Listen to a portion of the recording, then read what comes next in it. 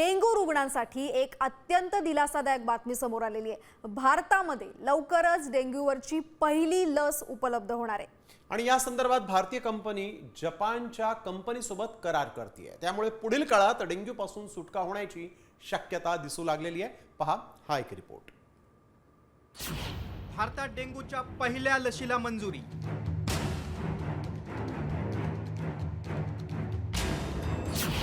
Dengue पासून लवकरच सुटका होणार। 4 ते 60 वयोगटासाठी लस प्रभावी ठरणार।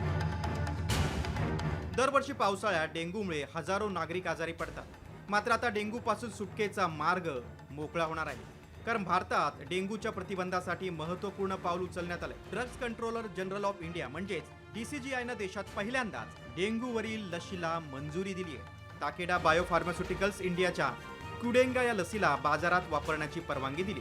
विशेष म्हणजे देशात मान्यता मिळालेली ही पहिलीच डेंग्यूची लस आहे। डेंग्यूच्या 4ही सिरोटाइप्स विरुद्ध ही लस अत्यंत प्रभावी ठरणार आहे। भारतातील पहिली स्वीकृत डेंग्यू प्रतिबंधात्मक लस आहे।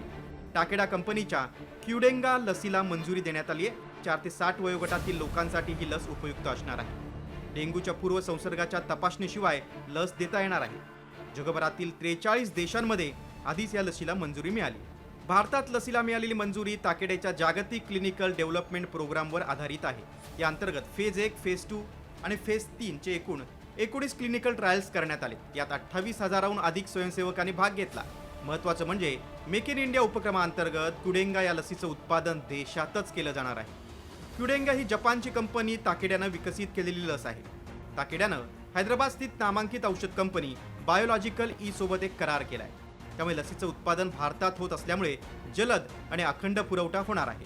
विशेष म्हणजे लसीची किंमत अद्याप जाहीर करण्यात आलेली नाही, तरी उत्पादन देशातच होणार असल्यानं किंमत सर्वसामान्यांच्या आवाक्यात असण्याची शक्यता आहे। जगातले तब्बल 1/3 रुग्ण हे भारतात आढळतात, त्यामुळे भारतात डेंग्यूग्रस्तांची संख्या मोठी असते। दरवर्षी पावसाळ्यात डेंग्यूचं प्रमाण वाढतं, त्यामुळे देशातील हवामान बदल आणि डासांच्या वाढत्या प्रजननामुळे संसर्गाचा वाढता धोका लक्षात घेऊन ही लस डेंग्यूच्या रुग्णांसाठी रामबाण उपाय ठरण्याची शक्यता आहे। ब्युरो रिपोर्ट, साम टीव्ही। मी खात्रीशीर न्यूजसाठी फक्त साम टीव्ही बघते, कारण तिथल्या बातम्या रिलेट करतात।